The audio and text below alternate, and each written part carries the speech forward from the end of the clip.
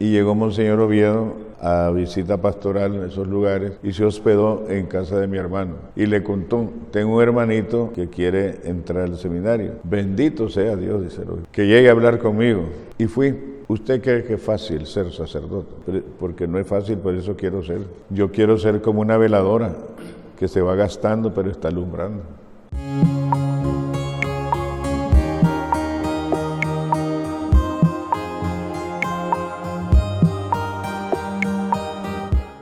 Dice la palabra del Señor en la epístola a los Filipenses, en el capítulo 4, versículo 13. Todo lo puedo con aquel que me da fuerzas. Mis hermanos y mis hermanas, yo soy el Padre Bernardo Moncada y les doy una bienvenida a una edición más de mi programa Vidas que dan fruto. Hoy les traigo un testimonio muy, pero muy especial. Está conmigo Monseñor Benito Bernardo Pensky Torres, que es el vicario para las vocaciones y sirve como párroco en Telica, aquí en León, Nicaragua.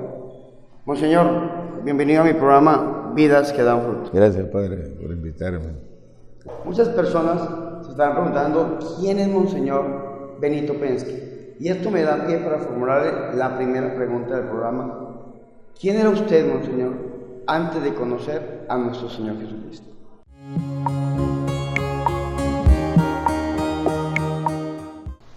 Vengo de una familia eminentemente católica, que mis padres, mi papá Carlos y mi mamá Dolores, pues son también, o eran de familia muy cristiana, por los abuelos, los ancestros, y nos formaron en ese sentido. Yo recuerdo de niño que iba a misa bastante con mi abuelita, a la iglesia de la Merced, y algo pues que para mí me causó impacto fue que yo di la primera comunión en la iglesia de la Merced, y con los años fui rector de la iglesia de la Merced, donde yo di la primera comunión. Y siempre me inspiró a los sacerdotes, ver a los sacerdotes. Incluso recuerdo haber visto al padre Pedro González Roldán, que era párroco de Zaragoza, aquí en León. Yo me imaginaba que los sacerdotes nada más andaban de sotana, y por dentro pues no sé cómo andaban, pero la cosa es que le mire los pantalones, y le digo, mamita, mire, el padre lleva pantalones. Hijo, me dice, respete. Yo no estaba diciendo nada más. Y él fue formándome una idea de los sacerdotes. Pero claro, cuando uno es niño, puede sentir deseo del sacerdocio. Pero después uno va creciendo y se le olvida. De tal manera que llegué a la secundaria en el Instituto Nacional de Occidente, el INO. Y me dio clase un santo sacerdote, el padre también Benito Oyanguren, de nacionalidad española, pero propiamente de los Países Vascos, era su familia, por el Oyanguren, apellidos vascos. Y me sirvió de inspiración él y el señor obispo de entonces, Isidro Augusto Oviedo y Reyes, el fundador de la Gritería Chiquita. Así que él antes pues del seminario tuve una buena base en la familia para la fe. ¿Y en qué momento de su vida, Monseñor, usted toma la decisión de ingresar a un seminario? Sí, cuando yo miré a un seminarista de apellido Icaza, que él unos días antes había estado en el Teatro González, bien, pues estaba antes de comenzar la película, y estaba como todos los jóvenes fumando y hablando malas palabras y todo. Y después lo vi allá de sotana y me puse a pensar, si él es vulgar o ha sido vulgar, y no sé, tal vez tuvo una transformación y ahora quiere ser sacerdote, ¿por qué yo no?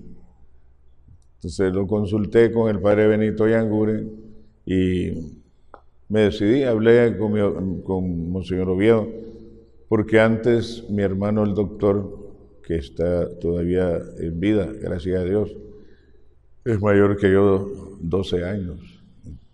Él era el médico de la mina de Limón.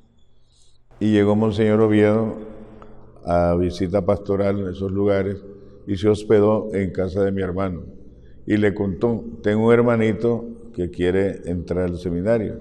Bendito sea Dios, dice, que era bastante, tenía él mucho entusiasmo con las vocaciones. Que llegue a hablar conmigo. Y fui, y estaba presente el padre Víctor Manuel Soto, Monseñor Soto de Chichigalpa. Ay, ajito, me dice, ¿qué quiere?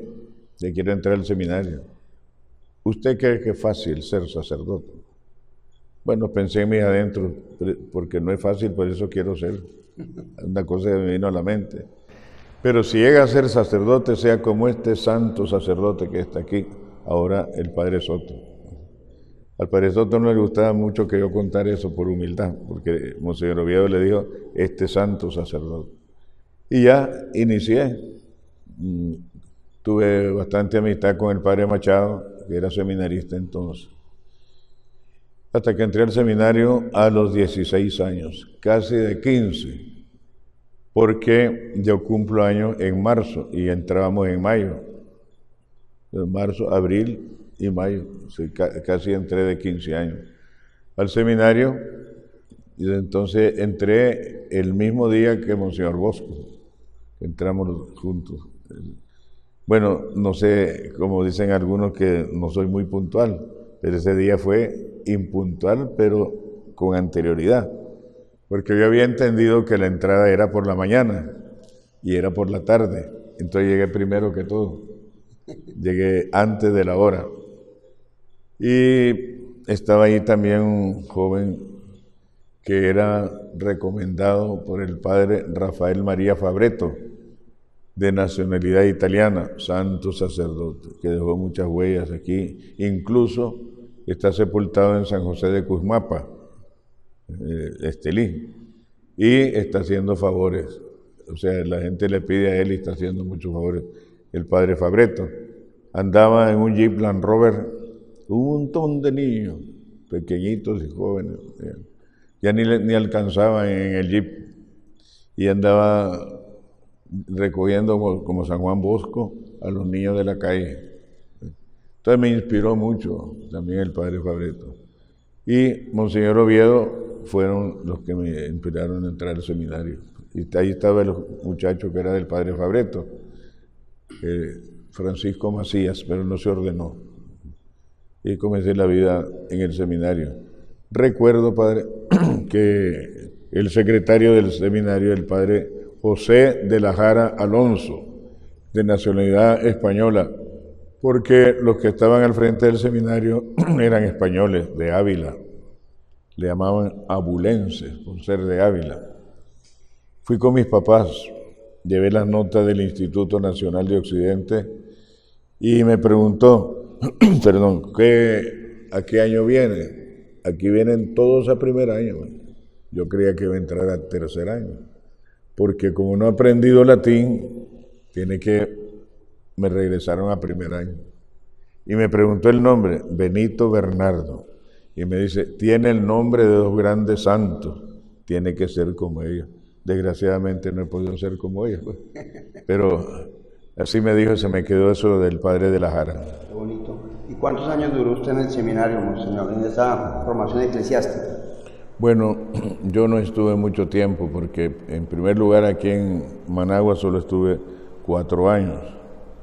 Estudié el latín. Después Monseñor Oviedo me trajo aquí al preseminario en León, Colegio San Ramón, a cuidar a los preseminaristas.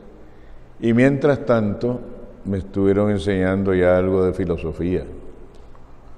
Recuerdo que Monseñor Oviedo puso a un seminarista, que era Rubén López Ardón, que fue después obispo de Estelí. Y él me enseñó algo de lógica y metafísica.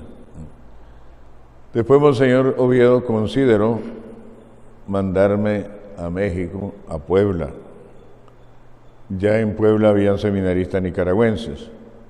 Allí estuve casi 6 años, en la Puebla de Los Ángeles. Terminé allá la filosofía y la teología.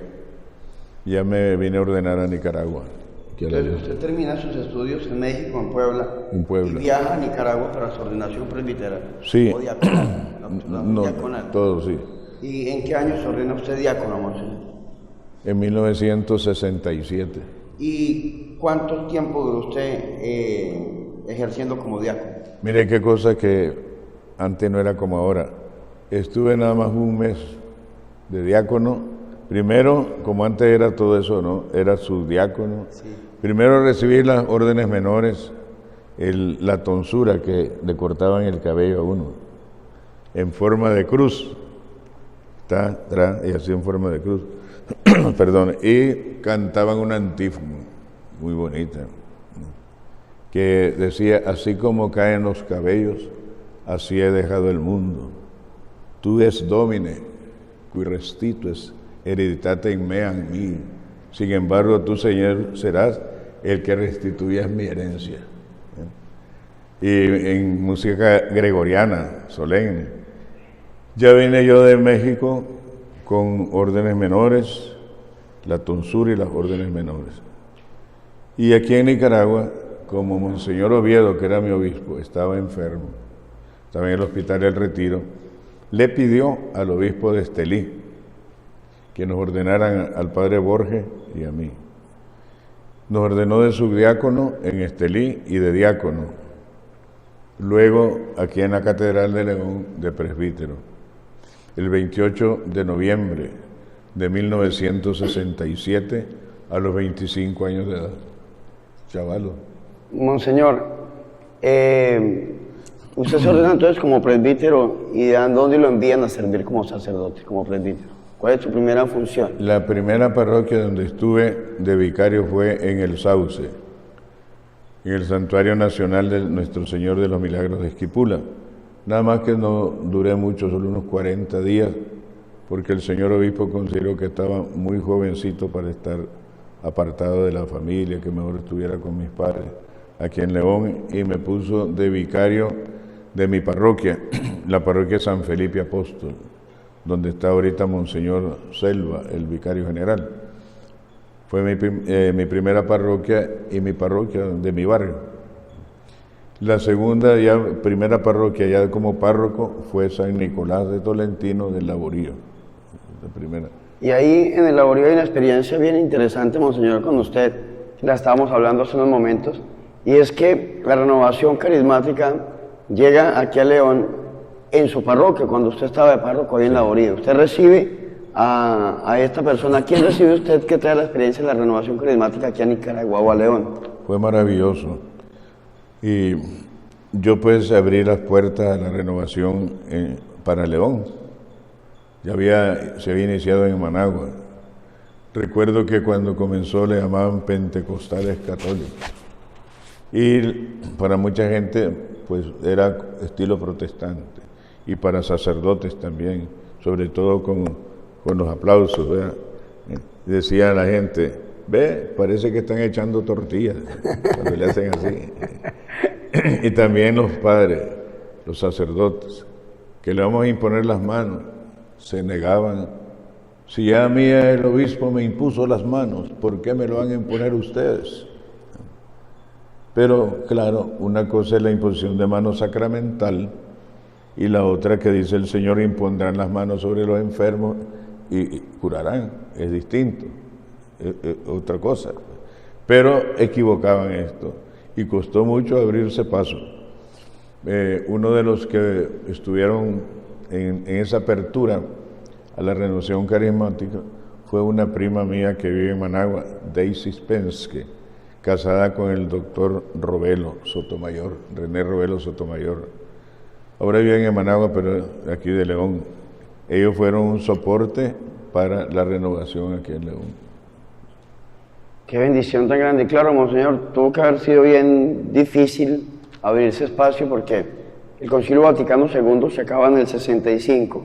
En el 67 inicia la renovación en Estados Unidos. Aquí en Nicaragua llega sobre el 68, sí. 69, algunos años donde hasta ahora el Concilio Vaticano II está entrando en función.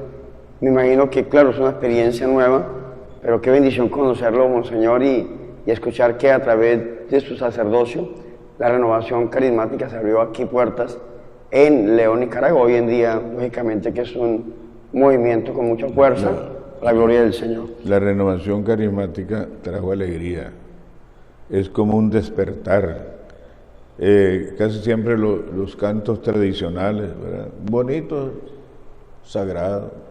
No vamos en contra de la música gregoriana, todo eso es muy hermoso y muy bello. Pero la gente necesitaba algo que le diera mucho ánimo, como que se despertara. Y fueron los cantos, por ejemplo, alabaré, y a la gente despertaba. Yo recuerdo que muchos cuando decían, alza tus manos y alaba a tu Señor, volvían a ver si lo estaban viendo, porque le daba vergüenza, le daba pena alzar las manos.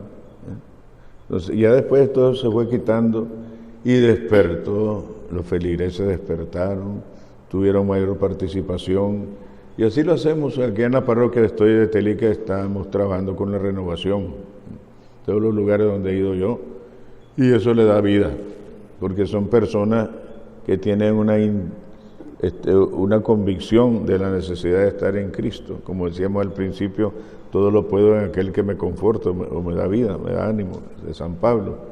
Entonces ellos hacen una entrega total de corazón, sabiendo que somos frágiles, que podemos caer en errores, en pecados. Como les he explicado yo siempre a los feligreses, y no lo digo como por salvarme, sino que es la realidad. Cuando un sacerdote comete pecado, sea cual fuere, Jesús no tiene la culpa, ni la tiene la Iglesia, es la parte humana débil que uno tiene también. Si nuestro Señor hubiera querido dejar el sacerdocio en los ángeles, no pecarían.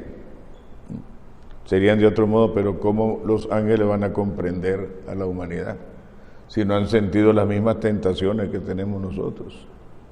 Dice ese mismo primo mío, aprovecho, que el doctor René Robelo Sotomayor dice, yo podría ver al Papa pecando a media calle y no voy a perder la fe, porque ese es el ser humano que está pecando, pero Cristo no tiene la culpa, ni la Santa Madre Iglesia. Amén, Monseñor. Monseñor, y entonces usted se ordena en esta época, ¿y cuántos años lleva usted ya de sacerdote, Monseñor? Pues el Señor ya me dio la gracia de llegar a los 50. Ya tengo 50 años de sacerdote. Voy sobre 52 ya. Gloria al Señor. Ya estoy en años extras, Padre. Viendo a ver hasta dónde llego, donde Él quiera. Incluso pues yo le pedía, como el anciano Simeón, llegar a los 50 años. Y una vez que llegué, gracias Señor, porque mis ojos han visto a tu Salvador, lo que el Evangelio de hoy. Entonces, ya llegué, entonces ya dispone de mí a ver qué pasa. ¿Y qué experiencia ha marcado su corazón de que usted llega como sacerdote en estos 52 años? ¿Cuál es una experiencia fuerte, Monseñor, que ha marcado su vida puntualmente? El trato con la gente del campo. Yo me entusiasmo mucho con los campesinos, con las personas del campo, porque incluso hasta la celebración de la misa es distinta. Ahí te ponen alrededor del altar y está uno predicando y dice, sí, padrecito, es cierto, porque mire tal y tal cosa. Toman parte y uno se siente como que está a la mesa con la familia y no debe estar estiradote, tal vez así en misa, ¿verdad? Entonces se siente uno con la gente alegre como en familia. Eso me ha marcado mucho, sobre todo la juventud, porque usted sabe lo difícil que es educar a los jóvenes. Como dicen en México, son llamaradas de petate, se encienden, ¡pum!, se apagan.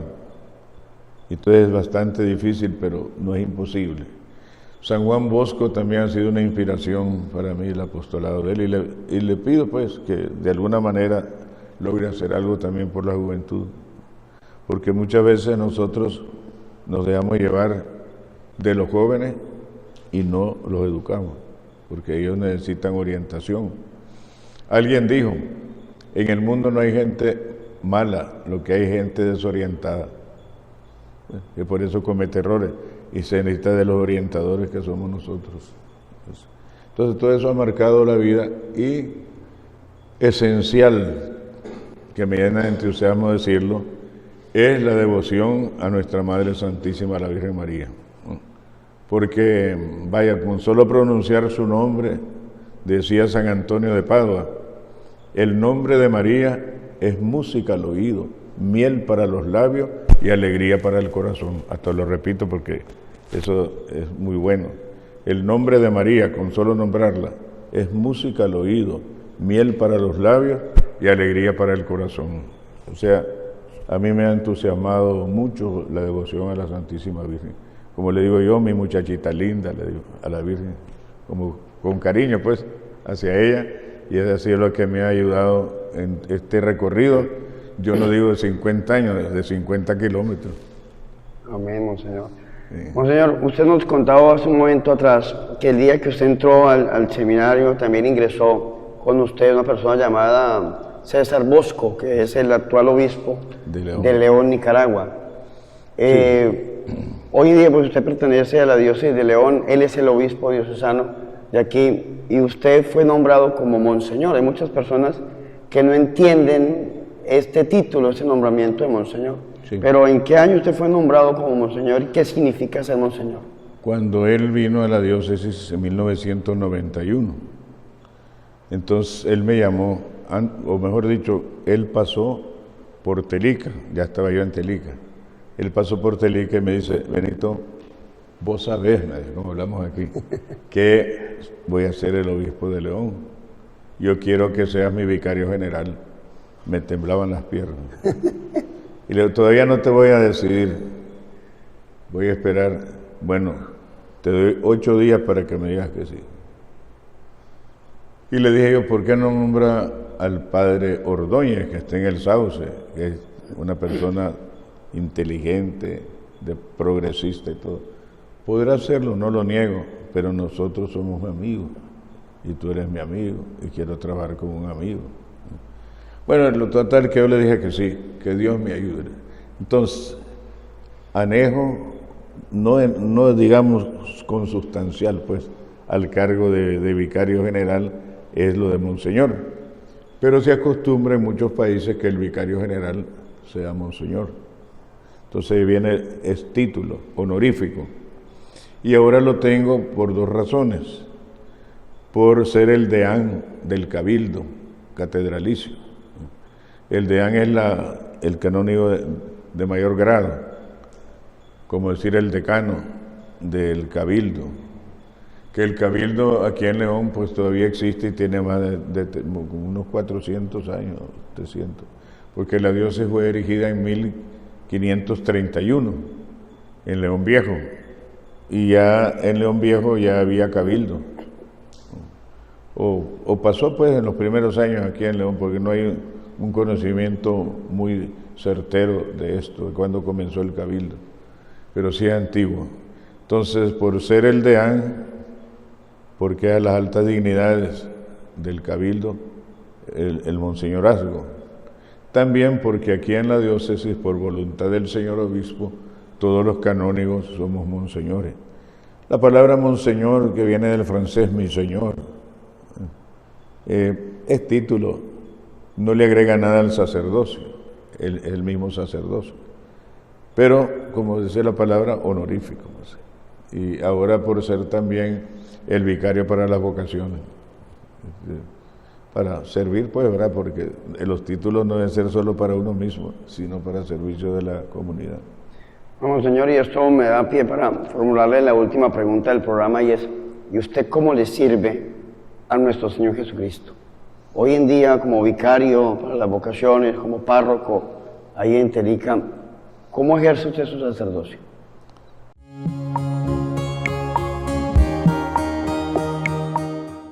Más que todo, ejerciéndolo como vicario, como párroco de Telica, en todo lo que lleva la laboriosidad de párroco. ¿Cómo se llama su parroquia? Santiago Apóstol. Santiago Apóstol. Sí. Aunque la fiesta más fuerte es la del Señor de Esquipulas, porque la primera imagen que vino a Nicaragua fue a Telica, hace 327 años. A los días llegó la del Sauce, y después la de la Conquista, allá en Chontales. Lo que pasa es que como el Sauce es santuario nacional, pues se lleva todo el homenaje. Pero la imagen de Telica llegó primero estamos cumpliendo el 10 de enero de este año, cumplimos 327 años. Hay datos que lo atestiguan en los homenajes de Sutiaba, de la comunidad indígena de Sutiaba. Ahí se han sacado estos datos históricos.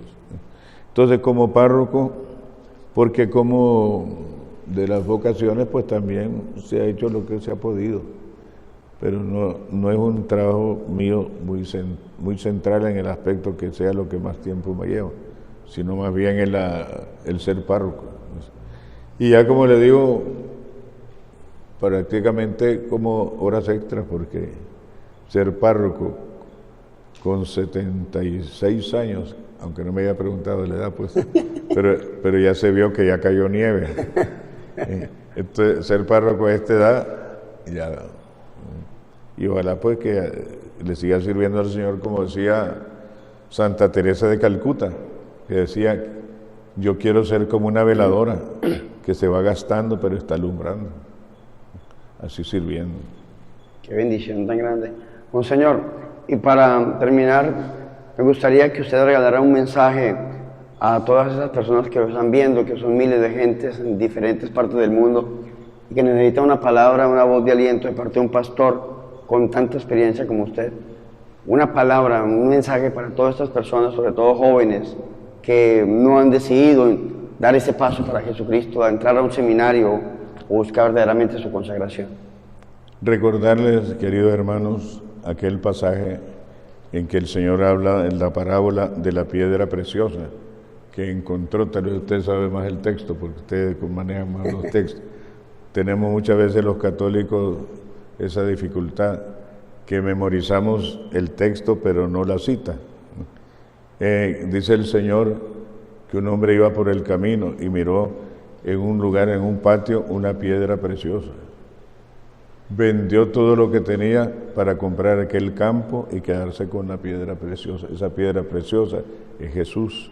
En el camino de tu vida has encontrado a Jesús. De alguna manera, como joven, como adulto, puede ser que con una predicación, con un seminario de la renovación o con un retiro, ahí lo encontraste. Entonces no sueltes la piedra preciosa, porque habrán otras piedras que son falsas y son falsos los caminos, pero la piedra preciosa es Jesús, que es camino, verdad y vida, y el amor a María Santísima, que ella intercede por nosotros ante su divino Hijo. Dios lo bendiga. Monseñor, y para nosotros los misioneros marianos, conocerlo y tenerlo a usted es una bendición muy grande, porque cuando usted estaba ejerciendo su sacerdocio como párroco en el santuario de Nuestra Señora de la Merced, usted recibe al Padre Mauricio Cuesta aquí en Nicaragua en el año 2002. Me gustaría, Monseñor, desde su perspectiva, usted como cofundador hoy día de los misioneros marianos, me gustaría conocer ese momento histórico. Sí. Me habló por teléfono desde Los Ángeles, California, Monseñor Otilio Gallo Romero, que fue después obispo de la Iglesia Católica Antigua, que había llegado el Padre Mauricio a platicar con él, que le orientara para la fundación allá en Estados Unidos, en California. Y le dice, ¿por qué mejor no funda en Nicaragua, que hay tanta necesidad como de misioneros? Yo tengo de amigo al vicario general, que fue compañero mío, dice Monseñor Gallo. Y entonces habló conmigo, lo convenció al padre, hablé con el señor obispo, esto y esto, se trata de un sacerdote colombiano, joven, que quiere fundar aquí, son misioneros. Entonces me dice Monseñor Bosco, dígale que venga para que hable conmigo. Entonces hablé con el padre Mauricio por teléfono y lo fui a recibir yo al aeropuerto. Yo lo traje porque era rector del santuario de la Iglesia de la Merced. Primero no tenía preparada una habitación para él y le dieron hospedaje en la Iglesia de la Recolección. Después ya le acondicioné allá y se pasó a la Merced. Fue a ver pues a Monseñor Bosco Vivas y quedaron de acuerdo. Y por eso él me considera el padre Mauricio cofundador, porque como quien dice, yo serví de instrumento para que vinieran aquí a la diócesis.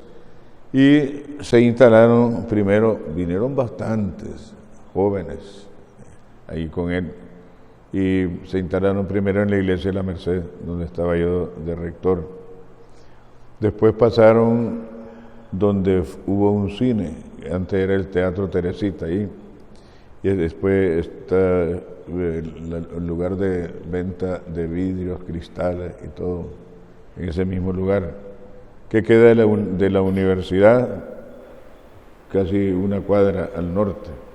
Ahí también estuvieron los misioneros, en esa época de Jesús y María. Y así comenzaron aquí en León. Pues yo me siento muy feliz porque así como el Señor me sirvió de instrumento para la renovación aquí en la diócesis, también para los misioneros que trabajan eminentemente con la renovación. Así comenzaron también a unirse nicaragüenses. Ya tenemos, por ejemplo, el padre Claudio y otros nicaragüenses y religiosos también. El Señor ha bendecido a esta comunidad y le pido que siga dándole vitalidad y fuerza para seguir trabajando entre nosotros. Mis hermanos, pues hemos llegado al final de este programa, Vidas que dan fruto. Yo antes de irme quisiera formularle la última pregunta, monseñor. Sí, ¿usted sabe hablar latín? Bueno, todavía soy de los viejitos que aprendimos latín. En muchas cosas. Pues estudié prácticamente 5 años de latín. Desde Rosa Rose, que es lo primero que se estudia, de la primera declinación, hasta traducir los clásicos. Eso es difícil. Es difícil. Pero tengo bastantes frases de la Escritura memorizadas en latín. Tu es Domine, qui restituo es hereditate mea en mí, que dije al principio, cuando le cortan el cabello a uno. También, por ejemplo, hay otros que dice, hablando de la divina gracia de Dios, y de otros, bueno, ahorita como que dice no, pero tal vez usted preguntándome, yo puedo decir alguna frase en latín. Cuando lo estudiamos de primer año como el señor Bosco, a veces le pedía copia, porque en el mundo no hay quien no se haya copiado. Entonces, Bosquito le decía, pasame calladito, y me pasaba la frase. Porque de que entráramos a clase, ya era en latín. Ni siquiera el nombre. Decían, Domine, mi apellido como es alemán no lo podían traducir. Domine Penske, ya, o sea, ahora, Domine Bosche, a Monseñor Bosco. Atsum, que significa estoy presente, Atsum, con M al final, estoy presente. Dicas nobis, dinos a nosotros, de quaetur nunc, de qué se trata ahora. Imprima lexio, possum dicere in lingua hispana, lo puedo decir en español, minime, non potes dicere in lingua hispana, tantum modo in lingua latina, tan solamente en lengua de latín. Qué bendición, monseñor. Sí, porque yo siempre había querido saber eso, porque me decían, monseñor Pesqui es un exquisito para el latín, y qué bendición, monseñor. Gracias. Poder escucharlo, poder tenerlo en ese canal. Muchas personas se estarán en este momento regocijando en el Señor al conocer su vida.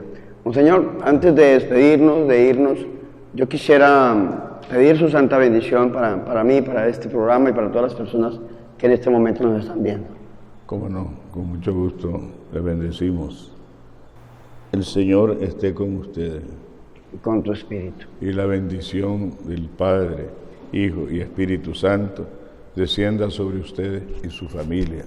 Y la frase que decimos siempre en la Santa Misa, después de la Santa Misa, rezando el rosario con devoción, salvaremos nuestra nación. Amén. Muy bien, hermanos, ahora sí hemos llegado al final de este programa Vidas que dan fruto, una edición muy, muy especial con el señor Benito Penske, el vicario para las vocaciones y párroco de Telica aquí en León, Nicaragua. Yo antes de irme quiero recordarle dos cosas. Primero, por favor suscríbase a mi canal. Si usted es nuevo y no se ha suscrito, 5 cosas le pido. Suscríbase, reproduzca el video, dele me gusta, guárdelo y compártalo con sus familiares y con sus amigos. La segunda cosa que le quiero pedir hoy es, por favor, ore por este canal, ore por nosotros, para que el Señor siga haciendo su obra. Dios les bendiga, la Virgen les guarde y nos vemos en una próxima misión de Vidas que dan fruto.